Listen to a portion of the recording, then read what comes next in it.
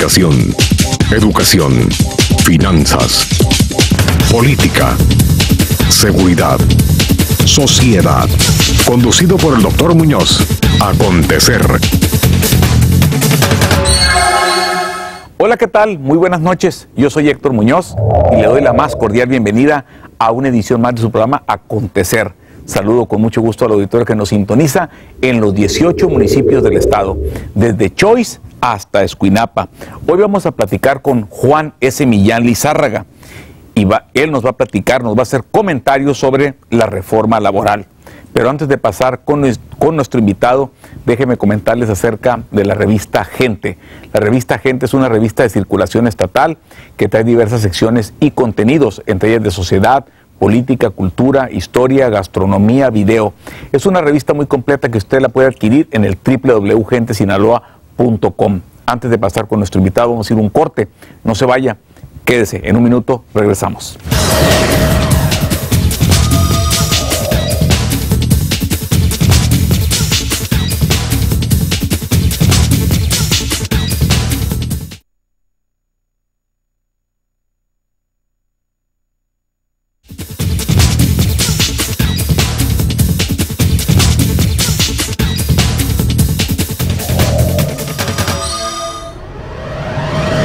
Continuamos con su programa Acontecer. Les recuerdo que usted nos puede sintonizar en el canal 2 en Mochis, en el canal 7 en Mazatlán y por supuesto en el canal 3 en Culiacán.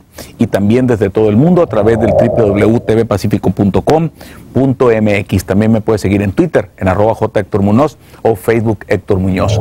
Les recuerdo que todos los programas que se han transmitido a través de televisoras Grupo Pacífico, me refiero a su programa TV Acontecer, lo puede buscar en el canal de YouTube, desde el número 1 hasta este que vamos a platicar con el licenciado Juan S. Millán Lizárraga. Antes de pasar con nuestro invitado, déjenme comentarles una breve sinopsis de su larga carrera que ha hecho en la vida. Juan S. Millán Lizárraga nació en El Rosario, aquí en Sinaloa. Es un político miembro del Partido Revolucionario Institucional. Fue gobernador del estado de Sinaloa de 1999 a 2004. Ha sido secretario general del Comité Ejecutivo Nacional del PRI, 2 veces senador de la República, ha sido diputado federal, ha sido también presidente del Comité Directivo Estatal del PRI en Sinaloa y miembro del Comité Nacional de la Confederación de Trabajadores de México, por sus siglas CTM, y se ha distinguido por ser un gran impulsor, desde hace años de una nueva cultura laboral junto con Carlos Abascal. Bien, pues esta noche vamos a platicar con Juan S. Millán Lizárraga y para hablar de el tema de la reforma laboral. Juan Millán, buenas noches, ¿cómo estás? Buenas noches, doctor Héctor Muñoz, muchas gracias. Bien, bueno, pues hace algunos días, ya casi un mes se cumple de que el presidente de la República envió 2 iniciativas preferentes. Una que tiene que ver con la contabilidad gubernamental que envió al Senado y la otra la famosa reforma laboral que envió a la Cámara de Diputados. Por la experiencia, por la trayectoria de Juan S. Millán con el tema de la CTM y el tema que tiene que ver con la reforma laboral, ¿cuál es su opinión acerca de la reforma laboral? Bueno, es una iniciativa que se está enviando, no es la primera que llega al Congreso de la Unión, en esta ocasión como Cámara de Origen, la Cámara de Diputados, pero ahora va con esta nueva figura que es la iniciativa preferente del presidente Calderón. Esto es algo que se viene enviando con muchos años de retraso, o entra a la discusión con posibilidades de ser aprobada con muchos años de retraso. Y explico por qué. La Ley Federal del Trabajo en vigor, la actual, viene de 1970. 70. Tiene 42 años en vigor. En ese entonces México se caracterizaba por ser una de las economías más cerradas en todo el mundo. De esa fecha han transcurrido muchas cosas en el mundo y en nuestro país. Una de ellas fue el inicio de la apertura de México al comercio mundial, con aquel ingreso de México al GATT, que después fue la Organización Mundial del Comercio. Posteriormente se discute el Tratado de Libre Comercio y entra en vigor el 1 de enero del año del 94. Entonces, pasa en unos pocos años México de ser de las economías más cerradas a una de las más abiertas en el mundo. Y sobre todo con tratados con los países más importantes del mundo. Y sin embargo, con la misma Ley Federal del Trabajo.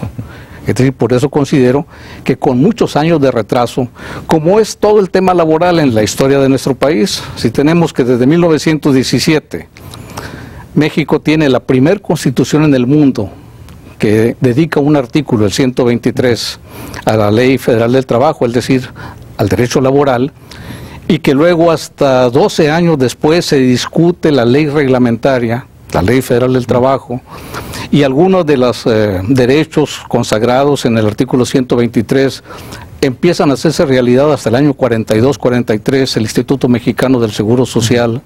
En la década de los 70, el Infonavit.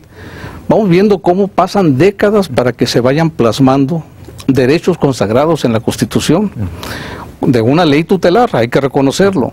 Pero actualmente, bueno, se habla mucho de que uno de los objetivos es elevar la competitividad de la economía mexicana.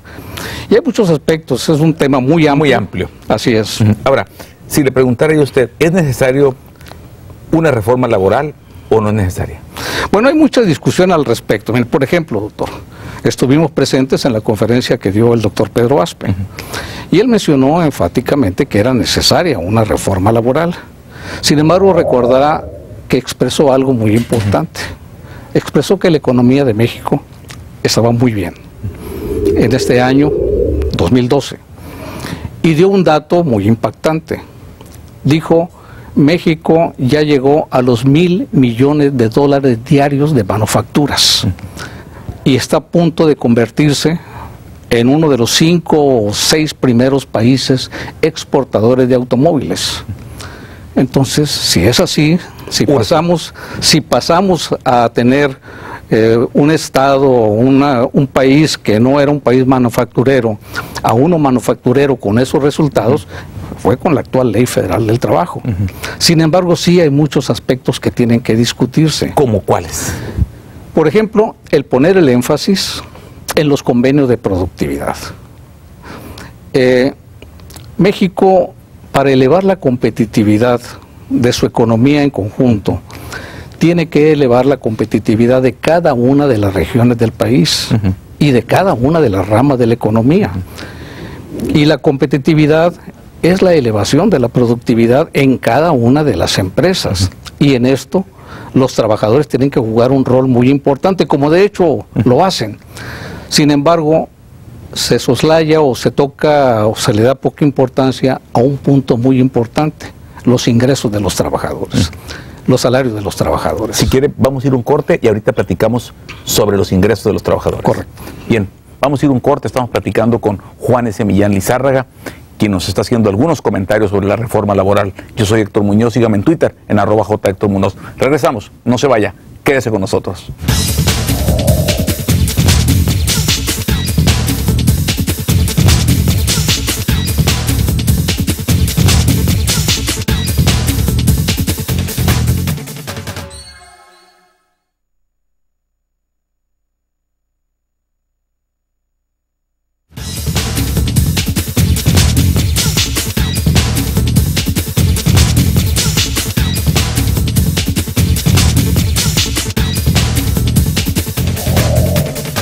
Continuamos con su programa Acontecer. Estamos platicando con Juan S. Millán Lizárraga y él nos está platicando sus comentarios acerca de la reforma laboral.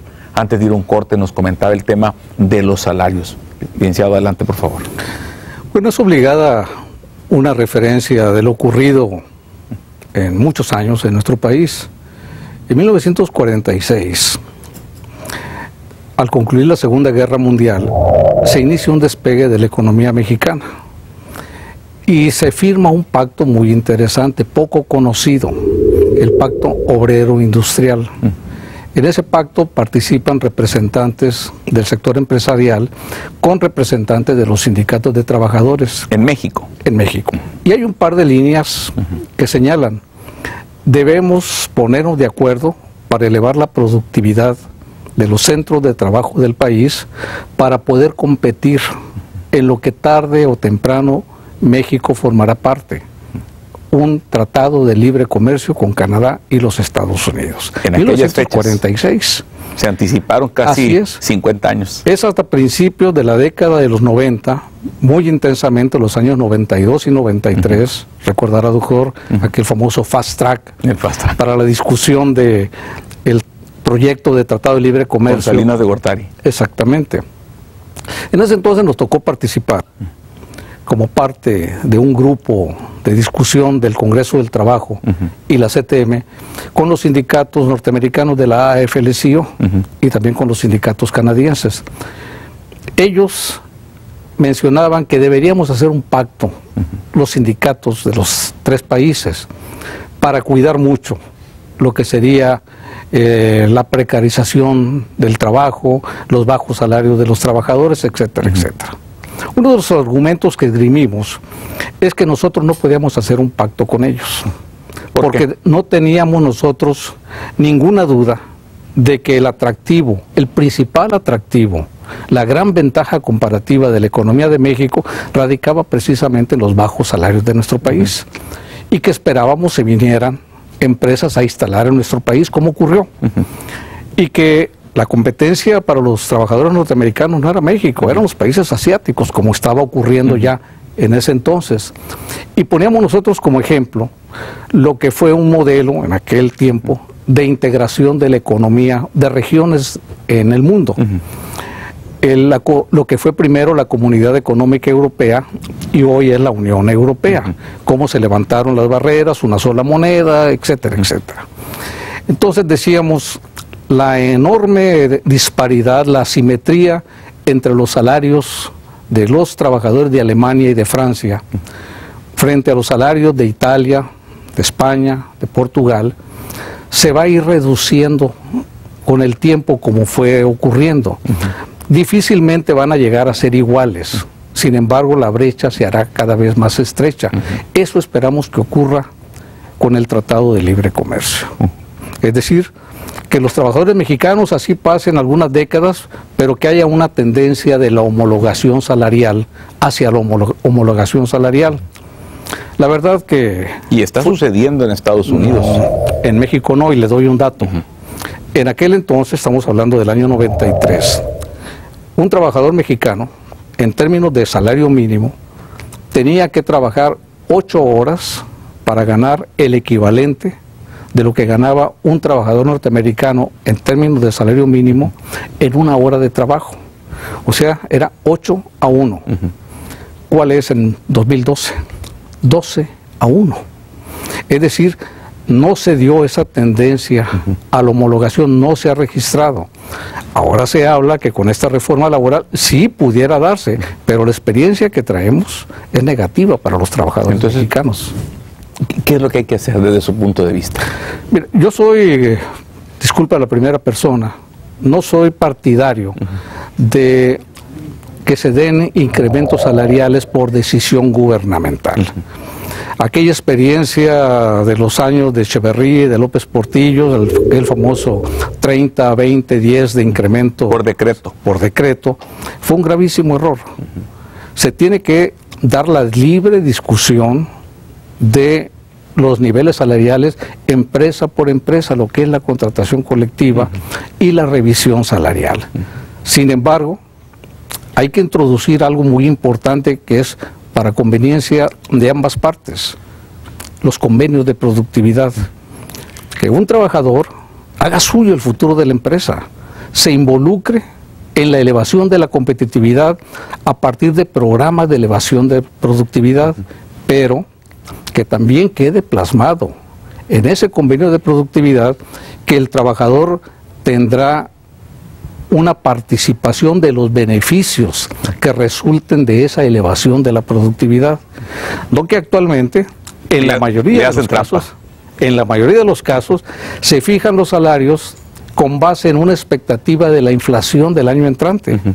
Y la verdad, siempre, y sobre todo en años de la década de los 80, los 90, todavía en algunos años del 2000. Ha habido un detrimento. Exactamente. ¿En qué se refleja eso? En que la comparación de los salarios de 1981 con los salarios de la actualidad, en términos del mínimo, ha perdido un 75% de poder adquisitivo. Entonces, independientemente de muchos aspectos que contenga y que se están discutiendo de esta reforma laboral, creo que se debe poner especial cuidado en los convenios de productividad. Y así no se perjudica a ninguna de las partes. No hay elevación de la productividad. No te subo el sueldo. Exactamente. Así es. Ahora, su opinión acerca del outsourcing. Bueno, esto que también es conocido como la subcontratación, es resultado de algunos vicios que cometieron tanto sindicatos de trabajadores también como algunas empresas. Por ejemplo, un sindicato, y tuvimos algunos casos aquí en Sinaloa, 2 empresas cementeras, una en Hornillos, en El Fuerte, y otra en Mármol, municipio de Mazatlán, que cerraron precisamente por la rigidez, por la falta de flexibilidad de parte de los trabajadores hacia la empresa. Entonces, todos los trabajadores para una fuente de trabajo, como este caso de la industria cementera, tenían secciones para cada una de las actividades de la planta, no nada más para la parte sustantiva del trabajo en esa planta. Si quiere, licenciado, vamos a ir a un corte.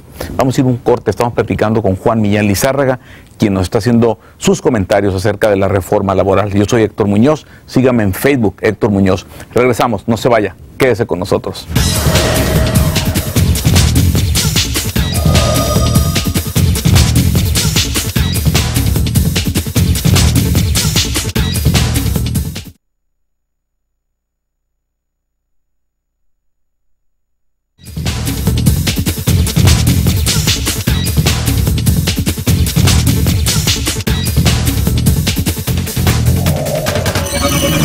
Continuamos con su programa Acontecer. Estamos platicando con el licenciado Juan S. Millán Lizárraga, quien nos está haciendo sus comentarios acerca de la reforma laboral. Licenciado, antes de ir a un corte, nos comentaba usted acerca del tema del outsourcing. Adelante, por favor. Bueno, la rigidez de los sindicatos de trabajadores que obligaban a una empresa de que todas las actividades de la empresa, incluidas en muchas ocasiones la limpieza, tenía que ser personal miembro del sindicato, le ocasionó muchas distorsiones en las fuentes de trabajo. Pero con el outsourcing o la subcontratación se da un bandazo, se llega al otro extremo.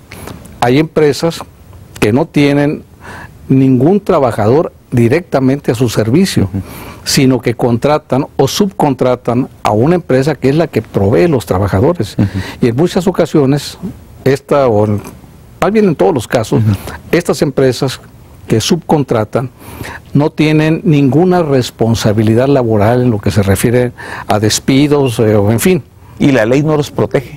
En las condiciones actuales no hay una protección y eso es lo que se está discutiendo en este momento. Esperemos, ya que sea aprobada por el Congreso de la Unión, en qué términos quedó. Ahora, el artículo 123 no se modifica, ¿verdad? No está considerado. No está considerado en este tema. Ahora, se está hablando por algunos analistas, algunos dirigentes sindicales, que en esta propuesta sí hay algunas violaciones o pueden aprobarse algunos aspectos de esta reforma laboral que violarían el artículo 123. Y no podemos dejar de mencionar que México ha suscrito, es de los países que tienen un mayor número de convenios suscritos, firmados con la Organización Internacional del Trabajo, la OIT. La OIT, que tienen rango constitucional. Entonces habrá que estar muy atentos qué es lo que pasa en ese tema. Bien, ahora, en el tema de la transparencia del sindical, ¿cuál es su opinión al respecto? Mire, si todos los sindicatos, todas las organizaciones de trabajadores en nuestro país rindieran cuentas con toda claridad, con toda transparencia a sus agremiados, posiblemente no fuera tema de discusión en este momento. Pero como hay una enorme opacidad, a pesar de que en los estatutos de todos los sindicatos está considerado ese aspecto, pues está considerado, pero no se practica. Pero no se practica, es la verdad. Entonces, ahí, aunque se tienen comisiones de revisión, de vigilancia, de vigilancia, la verdad que son muy pocos los sindicatos que cuidan este aspecto. Ahora, pregunta directa, ¿usted está de acuerdo con que se revise la transparencia o que no? Yo creo que sí, porque es importante que el sindicalismo mexicano empiece a recuperar prestigio en la sociedad. Es decir, que no se estigmatice tanto a los sindicatos de trabajadores como ocurre en la actualidad, cuando el sindicalismo es una escuela de democracia, son organizaciones de la sociedad importantísimas. Si analizamos los países que tienen los mayores niveles, los mayores índices de calidad humana, Finlandia, Suecia, Noruega, Dinamarca, nos vamos a encontrar con altas tasas de sindicalización, transparencia, democracia sindical, y que son sumamente respetados en la sociedad, los sindicatos. Por eso considero que sí, el sindicalismo mexicano debe revisar ese tema con mucho cuidado. Y en el tema de la democracia al interior de los sindicatos. Bueno, tal vez se pueda considerar que estamos haciendo un comentario de autorreconocimiento, pero Sinaloa, a mediados de la década de los 80, fue el primer estado que en las organizaciones setemistas se practicó la democracia sindical mediante voto secreto, no como se acostumbra en la mayoría de los sindicatos, a mano alzada, votación a mano alzada. Ahí todo el mundo te ve. Exactamente, entonces creo que sí debe profundizarse en este tema de la democratización sindical, que llevaría a otro tema que es muy importante, doctor Muñoz. Por ejemplo, las cifras de sindicalización en México no corresponden a la realidad. Voy a poner un ejemplo. Vayan ustedes a cualquier edificio en construcción de gran tamaño. Pregúntenles a los trabajadores si pertenecen a algún sindicato. Les van a decir que no. Sin embargo, van a ver una tablita, generalmente pintada de rojo con negro, que dice: los trabajadores de esta construcción están afiliados al sindicato fulano, fulano, fulano de tal, ¿no? Sindicatos que se les ha denominado sindicatos blancos o sindicatos de protección. Entonces no hay el respeto a los derechos de los trabajadores en ese tema.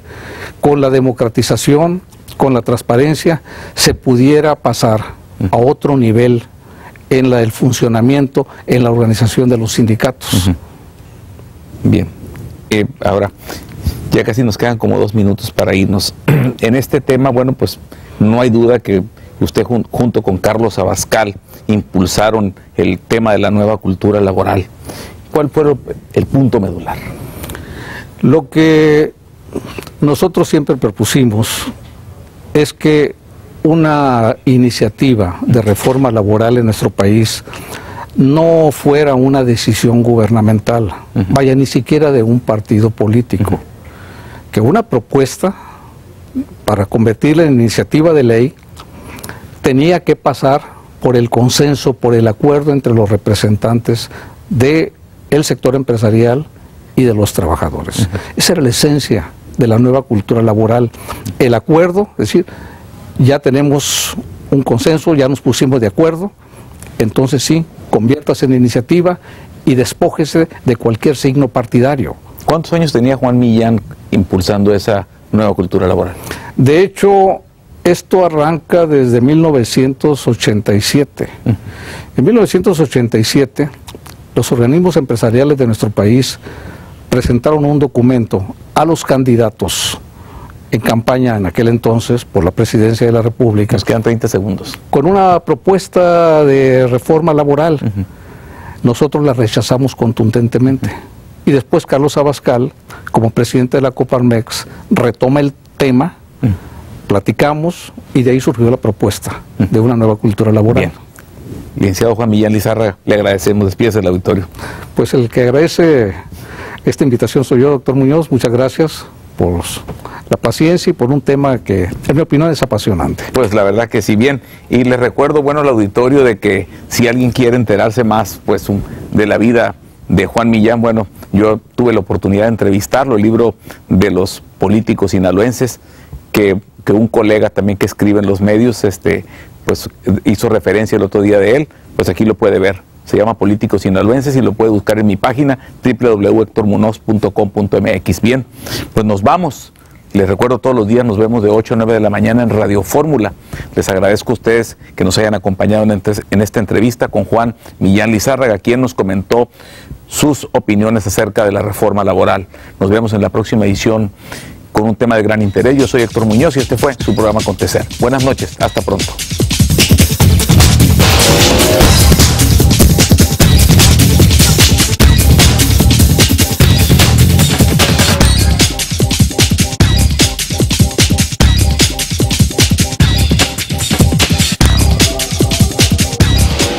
Comunicación, educación, finanzas, política, seguridad, sociedad.